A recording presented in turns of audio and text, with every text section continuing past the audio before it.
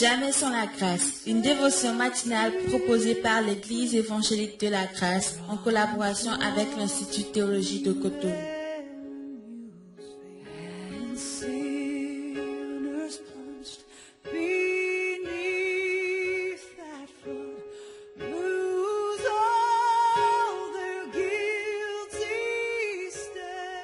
Bonjour chers amis, chers internautes, nouvelle journée, nouvelle provision, bienvenue dans cette dernière dévotion de cette semaine, que le Seigneur vous bénisse, merci pour votre amour pour les choses de Dieu. Seigneur, merci pour tes enfants qui sont encore à l'écoute, je prie que cette dévotion soit une provision pour tous ceux qui vont l'écouter au nom puissant de Jésus-Christ.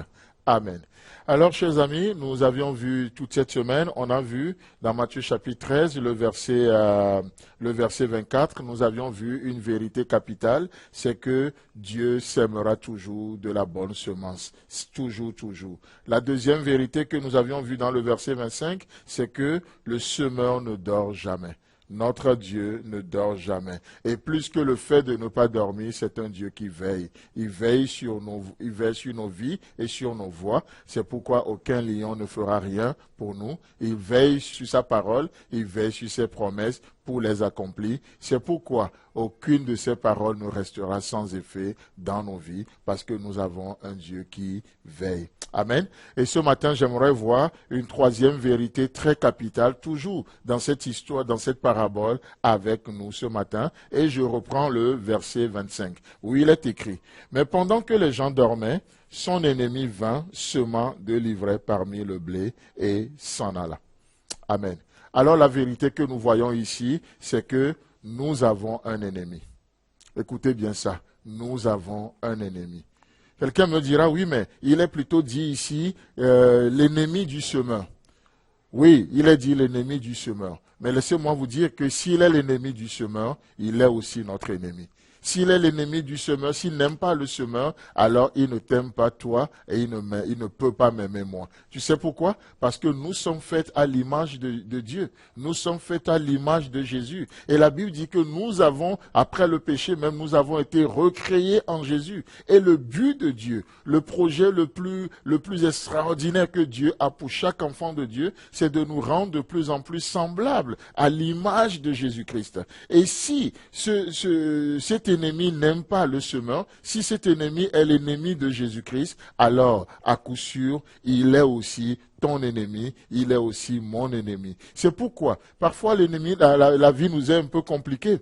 Vous savez, dans Ephésiens chapitre 6, du verset 12 au verset 13, nous voyons qui est cet ennemi. Nous allons voir l'identité de cet ennemi. Parce que, avant de pouvoir combattre le bon combat, avant de pouvoir lutter contre cet ennemi, il faut que nous le connaissons. Il faut détecter d'abord cet ennemi. Si vous vous trompez d'ennemi dans cette journée, chers amis, chers internautes, il y a une forte chance que votre combat ne soit pas légitime.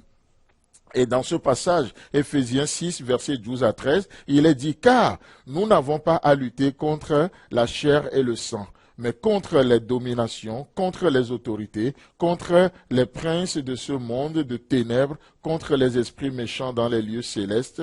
Et c'est pourquoi prenez toutes les armes de Dieu afin de pouvoir résister dans le mauvais jour et tenir ferme après avoir tout surmonté. » Amen. Donc ici, notre ennemi nous est dévoilé. Paul dit aux Éphésiens, et Paul te dit, toi et à moi ce matin, que nous n'avons pas à lutter contre la chair et le sang. En d'autres termes, notre ennemi, ce n'est pas un être humain. Ton ennemi, ce n'est pas le voisin. Ton ennemi, ce n'est même pas ce patron qui t'embête tellement au boulot. Ton ennemi, ce n'est pas ce collègue insupportable. Ton ennemi, ce n'est pas tes enfants, ce n'est pas ton mari, ce n'est pas ton épouse. Ton ennemi n'est pas un être humain. Il est dit, nous n'avons pas à lutter contre la chair et le sang. Mais ici, il nous montre que notre ennemi, nos vrais ennemis, c'est qui? C'est le diable et ses démons.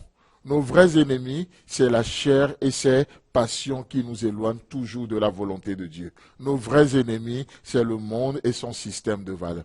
Chers amis, chers internautes, nous rentrons dans cette journée et nous connaissons nos ennemis.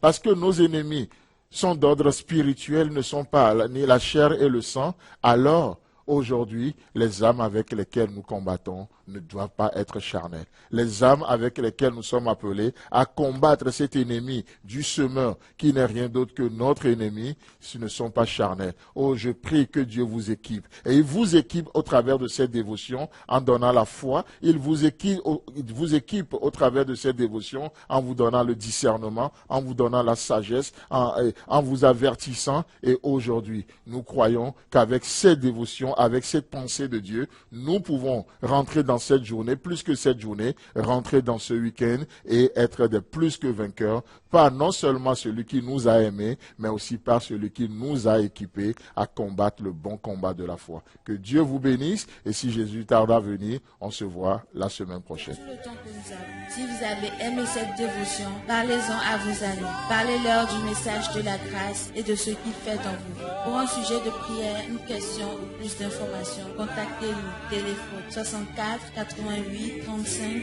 87 ou 96 42 69 05 ou par WhatsApp au 94 75 80 20.